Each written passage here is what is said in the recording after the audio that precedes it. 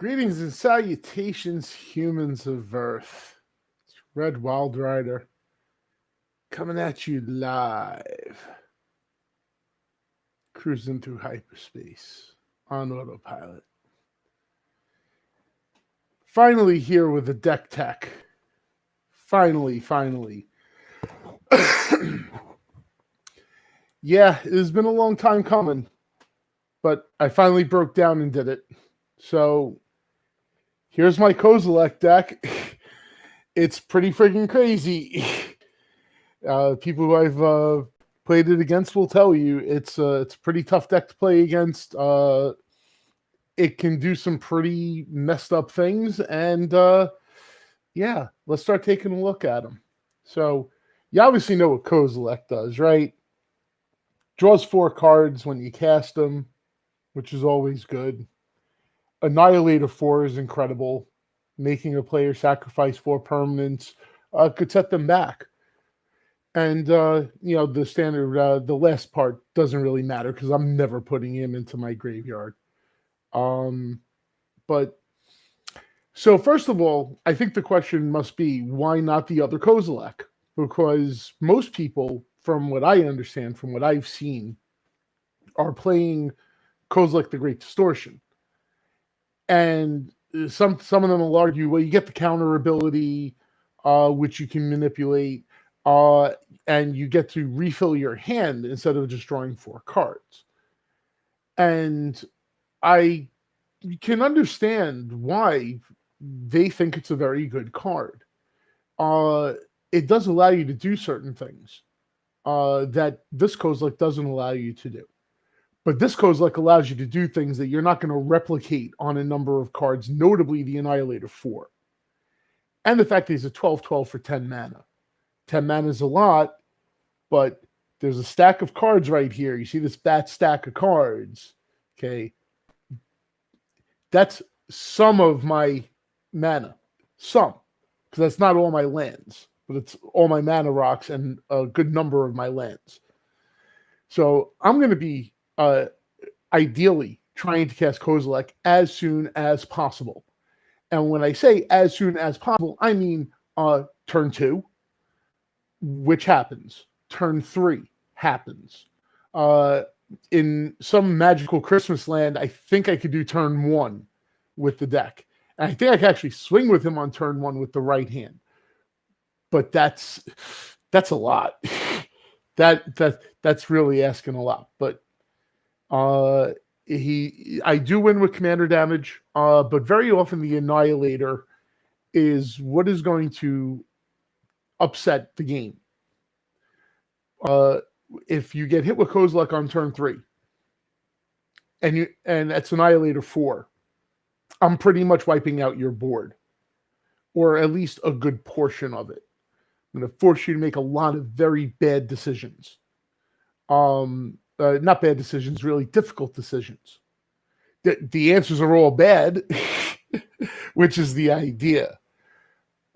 However, realistically, Kozilek does not always get to come out that early. Sometimes it's a little slower because I can't put that many mana rocks in the deck. At a certain point, the deck just kind of becomes a bunch of mana rocks with a few other things sprinkled in. And I need to be something more than that. Okay. And this is not an Eldrazi deck necessarily. I do run a handful of Eldrazi in the deck, but it's not an Eldrazi focus deck. It's not a creature focus deck. Because if I can't get the fast Kozilek plan out, then this deck turns into a control deck. And excuse me, I'm going to show you some of the control elements that I have as well, including a couple of pretty rough combos. So let's move on from Kozilek, start looking at that mana. So let's start with some of the mana rocks. I run, I think it's like 14 or 15 mana rocks. 1, 2, 3, 4. I should have counted this before. 5, 6, 7, 8, 9, 10, 11, 12, 13, 14, 15. Yep, still 15 mana rocks. Obviously, I'm playing the really disgustingly good ones. Mana Crypt, Mox Opal, Mana Vault, Soul Ring, obviously, Grim Monolith, the other Monolith, the Dynamo, the Power Stone, the Mind Stone, the Thought Vessel, the Archive, Sisay's Ring, the Eye, the Hedron, and the Chalice. Yes, that is all the mana rocks this deck runs. I want to get things out as quickly as possible. Now, realistically, there aren't as many awesome mana rocks as, for example, those guys. Okay, that's 6 out of the 15.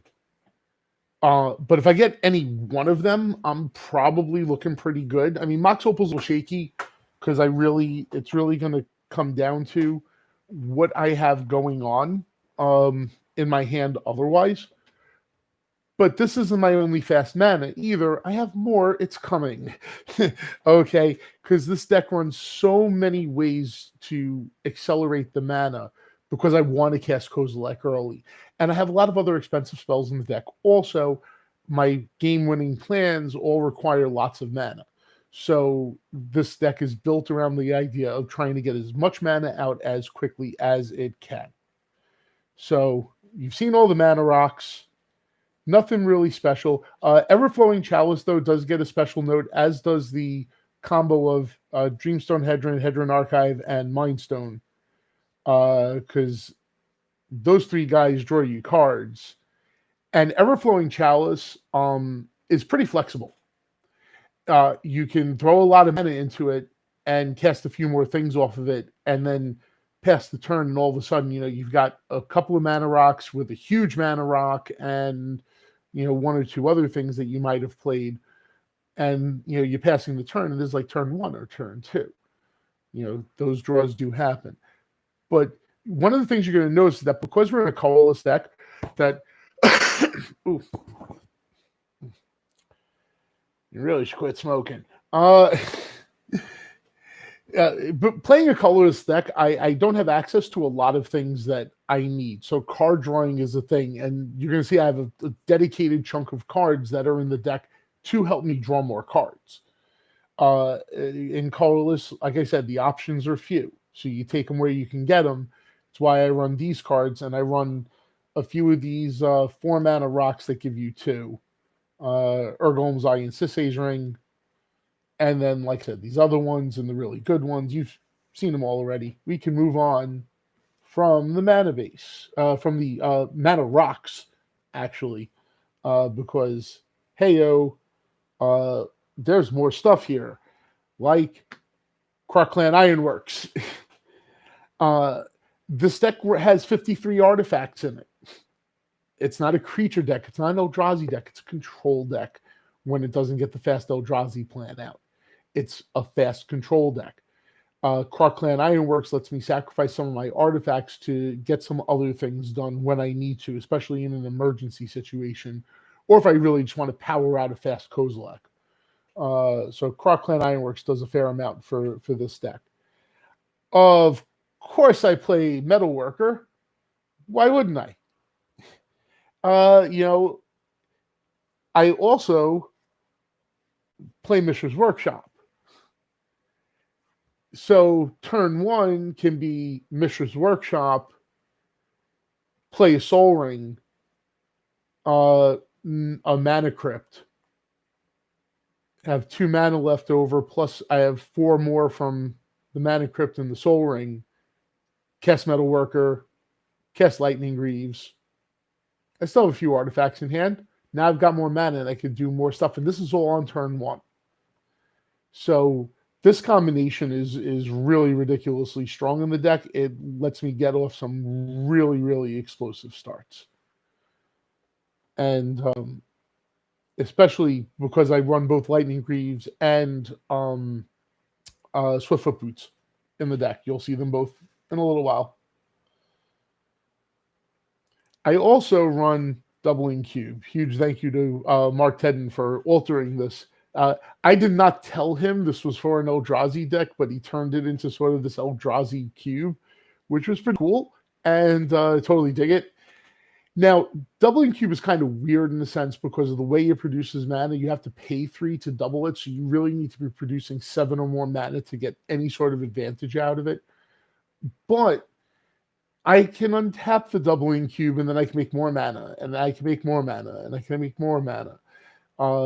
So I can make 40 mana in a turn very easily with this deck. And, this is like maybe like turn 6 or 7. Possibly even earlier, depending on my build. But doubling cube does do a lot for me, but I'm not dependent on doubling cube. I'm really not dependent on it. It does help me get some early starts, but other than that, not much else. Before I get to the lands, the last card I want to mention is Cloud Key. Because I run 53 artifacts, well, really technically 52, because I do run a Darksteel Citadel, which is in here somewhere. I'll get to it in a bit. And I do run a couple of zero cast across artifacts, but I always name artifact with it. I'm not trying to help my commander. I'm trying to help everything else in my deck, because that gets me to my commander, and that gets me to the other good cards in my deck. So Cloud Key just goes in, names artifact, makes all my artifacts cost 1 less. So it's kind of an accelerant. Now for the rest of the lands. I already showed you the workshop.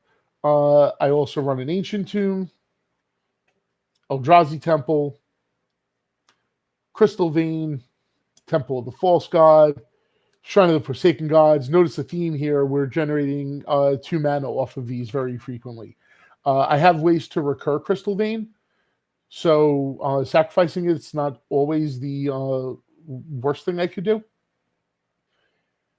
Shrine of the Forsaken Gods takes a long time to come online. Temple of the False God a little bit less so, but they are helpful. I run 38 lands total in the deck, so the odds of me being able to put on 5 lands is actually pretty strong, even though I'm not ramping.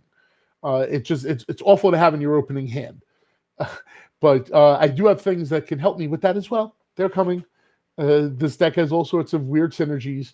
The life drain on Ancient Tomb isn't even a problem really with one of the other cards I have as well that lets me circumvent that. Although I don't get the 2 colorless, I'll just get 1, but I'll take 1. That's fine because this doesn't make 1 otherwise. So these are like the big lands. Now I run a lot of utility lands again because this is a colorless deck. I have to consider that. But I saved some of my utility lands for the different parts of the deck in terms of how the deck operates. So I'll show you some of the other cards I run that just sort of help out with things. Cavern of Souls I really could have put with the rest of my creatures, but to be honest, I always name Eldrazi with this. I'm really just making sure that Kozilek doesn't get countered. And like I say, I do run other Eldrazi in the deck. You'll see them, they're coming. And those Eldrazi also would like to not get countered. So having Cavern of Souls in the deck is really, really helpful. And I do have an expedition map floating somewhere in here, which will let me search it up. So Cavern of Souls is full. If I'm not playing against a blue deck, I don't have to worry about it. The Darksteel Citadel obviously is in there for being an artifact land. I run Homeward Path. Again, this is another toolboxy kind of land. If I absolutely need to do it, I'll do it. But if I don't need to do it, then if I draw it, it's whatever. And if I don't draw it, okay, I don't have to go searching it out. I do run a Karn's Bastion in the deck, and mostly because I do have a couple of things that play around with counters. Not only +1/+1 counters, but charge counters. Not a lot. It's not a big deal. But I'd rather run this effect on a land than run it on Contagion Clasp or Contagion Engine. The deck did run Contagion Engine before, but it ran Contagion Engine as part of a combo, which I may bring back. But I haven't decided yet. I may put it in a different deck instead. Anyway, Petrified Field lets me get end cards back from my graveyard. Deck also runs Crucible Worlds Surprise. So that's why sacrificing Crystal Vein is not necessarily the biggest problem. You got to run Reliquary Tower. Playing colorless, it doesn't matter. It's completely on point. No reason not to run it. And, You don't want to get Cyclonic Rifted at the end of your turn and just have a Thought Vessel out there as your only way to keep your cards in your hand. If I know that Cyclonic Rift is a danger, I might go for a Reliquary Tower with my Expedition map. Thespian Sage lets me copy a couple of things, a couple of lands. There are certain lands I do want to copy. I don't automatically want to copy Mishra's Workshop. I can't cast my commander with Mishra's Workshop. I would have to have Doubling Cube to sort of get around that. And even then, I would still have 6 mana that I could only use to cast artifact spells that I couldn't use to cast Kozilek. So I would need a lot more mana decks. I couldn't even use the 6 to activate the ability from Doubling Cube. So there's no reason for me to really ever double that. But I could double Ancient Tomb. I could double a few other things. So it is kind of helpful. I have Maze of Ith in here. I can double that as well. I can't double any legendary lands, but speaking of legendary lands, that's what helps me out with Temple of the False God and a few other things. There's a number of lands in this deck that actually don't produce mana on their own. They either do things like Maze of Ith, or they are reducers like Eye of Ugin, which have other effects as well. Urborg plus Eye of Ugin is like 3 mana. 3 mana that's 4 Eldrazi spells, which is really, really awesome. So there's no reason to not play it. Even though it's a colorless deck, I don't care if my lands are swamps. I just use black mana. It's fine.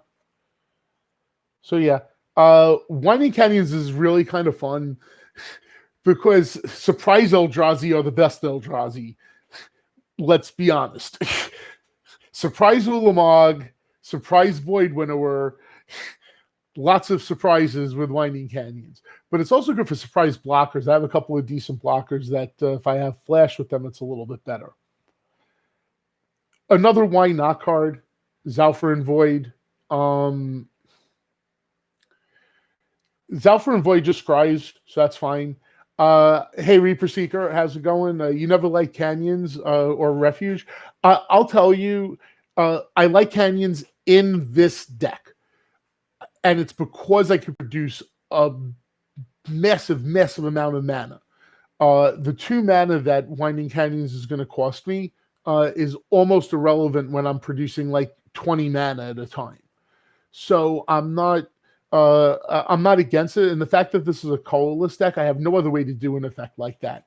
So I just think it's better. It's worth having in this deck. But I agree that the flash effects on lands are not always automatically things you should include. If you have reasons to include them, it's better.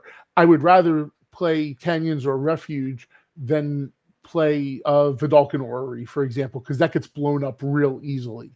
Lands don't get blown up as easily necessarily. Anyway, the deck also runs 4 wastes because Path to Exile is a thing. So we got to have a basic land to get. And this number, I think 4 is about the minimum that of waste that I want to go in this deck, because that's Path to Exile, that's Path to Exile, that's a Path to Exile, as far as I'm concerned. If I'm playing against 3 white decks, I need to have at least 4 wastes, because one of them might end up in my opening hand. If anybody's got foils of these, they're willing to trade me. By the way, I need 2 more. Anyway, I'm not like really trying to foil out this deck, but kind of. Anyway, what am I doing with all of this mana? Glad you asked that question. Because I do have some Eldrazi Titans. I have the Brothers Ulamog. Both these guys are pretty scary in their own right. Obviously, Ulamog Ceaseless Hunger, I think, is actually the better of the 2 of them overall. Although in certain combinations, I'd rather have Ulamog than I'd rather have Ulamog the Infinite Gyre than the Ceaseless Hunger, just because Infinite Gyre has Annihilator. Sometimes that matters.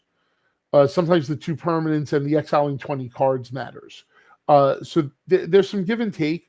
The other thing I like too about Ulamog Infinite Gyre is that because I don't want to be putting Kozilek into my library at any point in this process, that's my way to deal with graveyard shenanigans. So somebody tries to exile my graveyard or something, and I have Ulamog on the battlefield. I have ways to sacrifice creatures using some lands. They're coming up, and I can get my graveyard shuffled into my library. So, yep, both Ulamogs have to be in the deck. There's no reason why not. Yeah, I agree. That's another very good point, Reaper. That Ceaseless Hunger will eventually get there, regardless of being chump blocked. Whereas Infinite Gyre really kind of does nothing if he comes down late. But if he comes down early, if this Ulamog comes down early because of the Annihilator, and I'm running Strionic Resonator, it's somewhere in here, I think. Ding. So setting somebody back 8 permanents is also really good, especially because at some point they're going to have to start really asking themselves some hard questions. And this is another reason Strionic Resonator is also good for Kozilek, because I can copy the draw 4 cards with it, and I can copy the Annihilator 4 with it as well. Yeah, I agree about Gyre being Vindicate tied to a large body, but having the shuffle effect is good, and the fact that I can manipulate the Annihilator 4, I think, is also really strong. It's something else that I could do with it. Anyway, Blightsteel Colossus, of course, why not? I'm actually not running Lithoform Engine because I don't have a lot to do with the rest of the card. I'm running just the Resonator for now. Lithoform Engine is definitely on my radar, though, as a potential card to run for the deck. I'm thinking of Lithoform Engine in some other decks of mine, though. But Blightsteel Colossus is super obvious. I don't think I really need to talk about why Blightsteel Colossus would be in a deck that produces a metric ton of mana whenever it feels like it. Now we're down to the combos. Obviously, we're going to run Karn and Lattice. Why not? There is no reason for me not to do this. I was running before the Contagion Engine and Magistrate Scepter, which was a pretty fun take all the turns combo.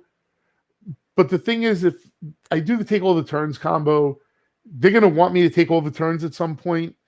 This will just make everybody go, you know what? Yep, that's ball game. Let's wrap it up and move on to the next game. I'd much rather do it that way than to sit around and wait, because sometimes I might be able to assemble the combo very early where I can't otherwise do anything else. Okay, especially if I end up getting the combo very early in the process. And it's also a very mana-intensive combo. I need 8 mana and Clock of Omens and another artifact, or 9 mana and Manifold Key now. That's a recent addition to the deck, and an extra mana. Yeah, it is a second Resonator and allows me to copy my big guys, but I have other things going on, and I want to try to keep the Strionic Resonator cost low because that I can play early, whereas other things, the Lithoform Engine, I might not be able to get off as early. It's a different way of processing my mana, and this deck does require a lot of it. And the Resonator is easier for me to put off, to put out there quickly, whereas Lithoform Engine would take me some time. And I think that's my biggest concern with it overall. But I definitely am looking at it. It's definitely a card that's on my radar. And if I find that something else in here isn't working, or I want to change the direction of the deck a little bit, then Lithoform Engine will definitely go in. Some other cards I run in here, I run Navineral's Disc and Darksteel Forge. Navineral's Disc also plays very nicely with Mycosynth Lattice on its own. And Darksteel Forge is even better about that because it only makes my artifacts indestructible, not anybody else's. So I get to have a one-sided complete Decree of Annihilation board wipey kind of thing. And oh yeah, by the way, I have all my stuff, so I'm fine. Yeah, no problem. How do I get to one of these combos or to some of those bigger creatures? Well, I have a bunch of cards for that. We'll deal with some of the cards to get to the creatures exclusively in a moment. But I do have a Planar Bridge in the deck.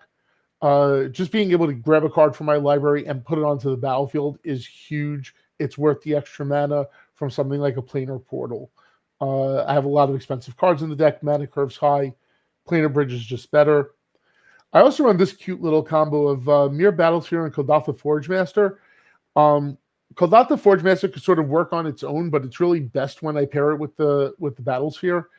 I'm debating taking out the Battlesphere and ultimately putting in. I'm pointing to the wrong card. Taking out the Battlesphere and putting in a Mirror Matrix. The thing is, Mirror Matrix is much more mana intensive, but this I run Torpor Orb in my control package, and this does not play nicely with Torpor Orb. So I'm debating about it. But Kodaltha Forgemaster lets me just go grab any artifact and put it onto the battlefield. At the cost of sacrificing 3 artifacts, it can sacrifice itself as well. So there's no reason, again, for me not to play Kodaltha Forgemaster. It gives me free stuff. Why not? Free Darksteel Forge, free Blightsteel Colossus. Seems pretty okay. So, some other creatures in the deck. No Staff of Domination in this deck. I reserve my Staff of Domination for decks in which I make infinite mana, which are both my green decks. Surprise, surprise, that both my green decks would make infinite mana. But no Staff of Domination in here. It's cute, but I'm making fast mana. I can do things in different ways, and you'll see. Things are coming. Free 10/10 in many cases seems very good. The fact that I can sacrifice artifacts to bring him back to my hand is okay. Metalworker goes off with a lot of stuff in this deck already. So Staff of Domination is nice. It's something I've considered at times, but like I said, I use it in the decks where I make infinite mana and need some other way to win the game. I don't make infinite in this deck. I get recently added Crawling Barrens. Dark Depths was also a recent addition, but Dark Depths so far has proven to be just, okay. Like it's not meant to be a win condition. It's meant to be just an extra little cute thing that's on a land. That's how I do it. So Crawling Barrens, I said, I feel this is a good mana sink too.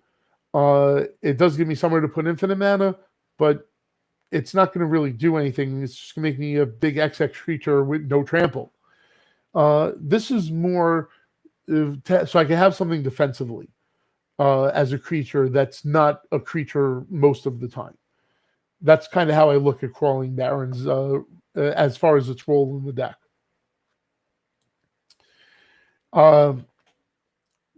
Boots and boots and lots of boots. Boop. And of course, the Chroma's Memorial, because being able to shut off some decks completely in terms of interaction seems really good. And yeah. Flying, First Strike, Vigilance, Trample, Haste, Protection from Black, Protection from Red. This is my only way to give guys Trample. But I will go for it. I will go and get it.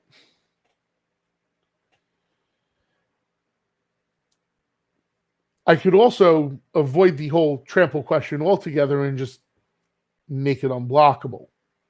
It's the other reason why I switched from Voltaic Key to Manifold Key, because Manifold Key lets me do the same thing. It lets me prevent a creature from being blocked. So, good times. Of course, Ayavuga is going to help me get my Eldrazi out a lot faster, and it lets me search for colorless creature cards, which means I can search for Blightsteel Colossus with it. Same goes for Sanctum of Ugin, except this just gives me 1 mana instead of making my colorless Eldrazi cheaper. And again, lets me go get a colorless creature card. Seems pretty solid. And I do run a couple of ways, like I said, to sacrifice creatures. I have Mirren and High Market. Obviously, Mirren is sort of the better one. It's a little more expensive, but most of my creatures have very high toughness, lets me gain more life. But if I'm sacrificing a creature, I'm usually not doing it to gain life. I'm doing it because I don't want the creature to get exiled, or some other random thing happen that's about to otherwise exile or bounce the creature, that I'd rather have them in the graveyard, particularly something like Ulamog, the Infinite Gyre, for example, so I can shuffle my graveyard back into my library. Okay. Plus, I don't necessarily worry too much about putting creatures in the graveyard. I do have some artifact recursion in the deck, but I also do run Haunted Fengraf, which is kind of a fun card to run when you don't run a lot of creatures. Because return a creature card at random from your graveyard to your hand, the odds are pretty strong that I'm only going to have one creature in my graveyard, maybe two. And if both of them are really disgusting, does it matter which one I get back? No, not particularly. Haunted Fengraf works pretty well. Now let's get down to the business of getting some cards in my hand, because boy, do I need to do that. So we of course have Steffanin, because Steffanin lets me deal some damage as well. But at the beginning of my upkeep, draw a card for 6 mana, not a problem. I make a lot of mana in the deck, that's fine. Speaking of lots of mana, Arch of Vraska cost me 5 to draw a card. City's Blessing, no problem. I get City's Blessing in this deck all the time. I run 2 non-permanents in the deck. You haven't seen them yet. They're in the control package. I run 98 permanents. 98, including my commander. I think I'm going to have the City's Blessing, and I'm probably going to have it pretty fast. While I don't have a lot of creatures, Bonder's Enclave, if I do have a creature, suddenly becomes a much better draw engine than Arch of Vraska. It's a little bit cheaper. That's fine. Of course, I run Mind's Eye as well. Why not? I have extra mana, and, I could get some cards. Not a problem. If I'm drawing cards off of Makokoro, something has drastically gone wrong in the game for me. Okay. Makokoro is break glass in case of emergency card draw. But I want it there because it is still card draw, and we are playing a deck that has no access to card draw normally. So we played Makokoro. Something, like I said, break glass in case of emergency. If I'm drawing cards off of it, assume that I'm in a really, really bad shape, and don't worry too much about me this game. I run Blasted Landscape. It's probably the best cycling land because I think it's the only one that doesn't enter the battlefield tapped. It makes colorless. That's fine. Cycles to 2. That's fine. I get to draw a card off it. I run 38 lands. Don't always need it. Mystic Forge, for obvious reasons. There's 52 castable artifacts in the deck. Colorless non-land, so yeah, I can cast my Eldrazi off of it too. Seems pretty good. And I can always exile lands off the top of my library if I need to. And Sensei's Divining Top, because of course, there's no reason not to run Sensei's Divining Top in most decks. I won't say every deck, but most decks. It's, what it does, it's just great. I don't need to say more. The same could pretty much be said for Scroll Rack. I think it's really strong. I don't have a lot of shuffle effects in this deck, and that's kind of a little bit of a sads for me in terms of using this card, because very often I do sort of find myself getting stuck in loops. But as soon as I can get a repeatable card draw source, or find a way to cast a lot of spells and get to a Sensei's Divining Top or something like that, I do start to have a little more flexibility with Scroll Rack, and it has helped me out of a few jams at times. So again, very strong card. No reason not to play it. I mentioned before Expedition Map and Crucible were Defense Grid. The deck runs 1 instant. There's only one time in this entire game that I'll be casting a spell on somebody else's turn. why not try to slow everybody else down? Sounds good. The aforementioned Topa Orb, which is a nuisance for certain players, and it makes me very happy to be a nuisance to those players with it. Then the Winter Orb. I run 15 rocks. Why not? Seems all right. Doesn't really hurt me all that much. Screws up the whole table, though. And that's fine by me. I also run Platinum Empyrean. Having my life total be unable to change is much better than not being able to lose the game. It's an 8/8, so it's much harder to remove than Platinum Angel. I would run both, but I think Platinum Empyrean is just much better. And if I get Platinum Empyrean, you bet the next thing I'm going for is Darksteel Forge. Because if I make him indestructible, as you don't really have a lot of interaction with it, if I find a way to give him protection with Chroma's Memorial, it gets even harder. And I did say I played Void Winnower. Might be my only option for future, but that's good to know. Thank you. But Alls does kind of just does the same thing and doesn't leave an Ugin behind to start ghost firing people for no reason other than because why not? But yeah, Alls, Dust, and Ugin, of course. Also play Spine of Ishsal, which is a really annoying utility creatures that don't ever find their way into combat. I do occasionally use the exile target creature mode, but very often this is in the deck for counter target sorcery spell. You try to wrath the board to get rid of Kozilek. Sorry, buddy, not happening. Womp, womp. Warping Well. I've never made the 1/1/2. An Expropriate is really, really luscious when the colorless player is doing it. Speaking of countering things, No Brooch. This is another reason why I don't play Kozilek the Great Distortion. No Brooch gets instantly worse in that context. Which encountering multiple things before my next turn. So No Brooch gets to do some very interesting things in the deck. And it does F Kozilek on turn 2. He swords to Plowshares Kozilek on turn 3. And then he condemned Kozilek on turn 4. Yeah, I need to counter things once in a while. It would really help. So No Brooch. I play Relic of Progenitus to deal with other people's graveyards. I could always sort of shenanigans my graveyard out of it since I know it's coming. If I have Mirren or High Market on the battlefield, Relic of Progenitus suddenly takes care of everybody else's graveyard, but not mine. Mine gets to go back into my library.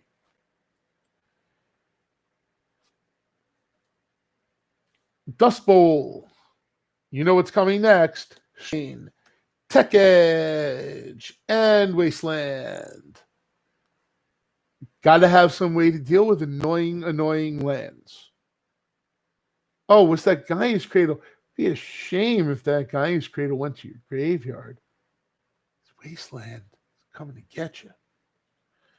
But yeah, got to have some way to sacrifice this. Obviously, Dust Bowl is like my last resort one, but sometimes you got to do what you got to do.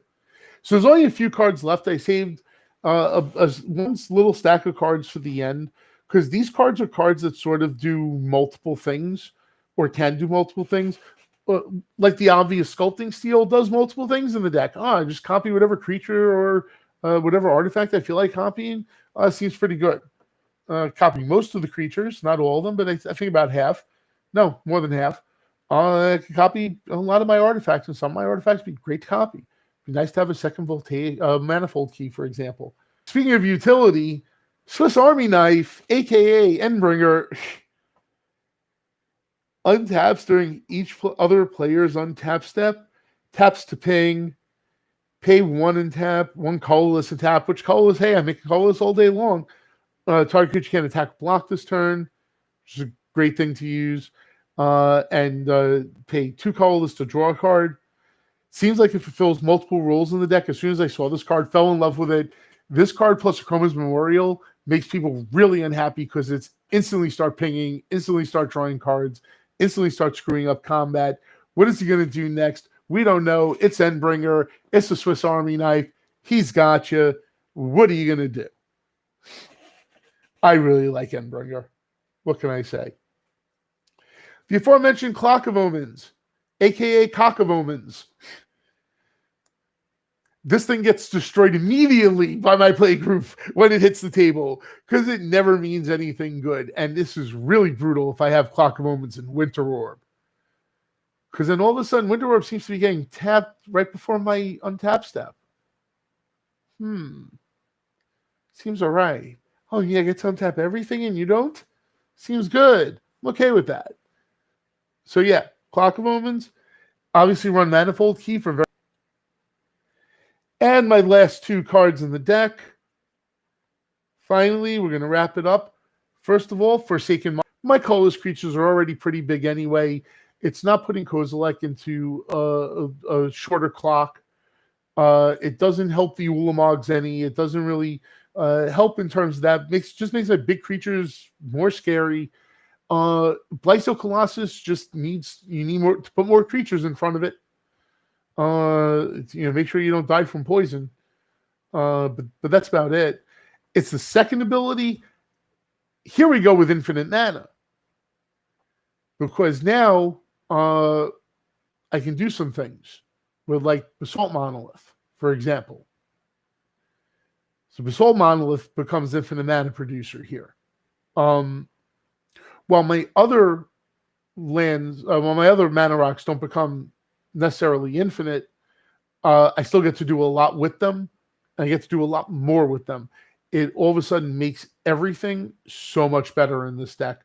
And gaining 2 life for the colorless spells, that's another tack on. It's fine. It's this middle ability that's really important here. The fact that I get additional mana every time I tap a permanent for colorless, which is nearly everything that taps from mana in my deck. And the last card, the best for last, it's Ugin the Ineffable. He's really, really good. He makes all my stuff cheaper by 2, which is absurd. I have a lot of 2 casting cost stuff in the deck. Exiling the top card of my library, I do that all the time with this deck.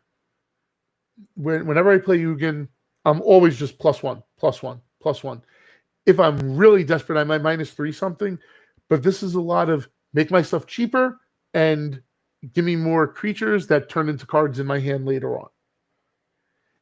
Ugin the Ineffable is one of the better planeswalkers for a colorless deck, just straight up for what it does. Both Ugin planeswalkers really are. But this Ugin this is total gas. If you're able to get him out quick, all of a sudden your deck turns into just flop out lots of stuff on the table. Bang, bang, bang, bang, bang. So anyway, that is Kozilek, Butcher of Truth, as your commander. Let me know what you think about the deck choices. Lots of cards, debate stuff. Reaper was talking to me lots in the live chat, but I'll respond to comments as well. If you guys have watched any of my box opening videos and seen the comments, I reply to comments most of the time as long as they're not spam. Anyway, thank you for watching. Hope you enjoyed it. Stay tuned for more content with the brand new camera. Got some boxes coming in soon, hopefully. Fingers crossed. And, yep, that's about it. So subscribe, like the video, ring the bell, all the YouTube stuff. You know what to do. I am Red Wild Rider. Once again, ladies and gentlemen, thank you. I am signing off now. Peace. I'm out.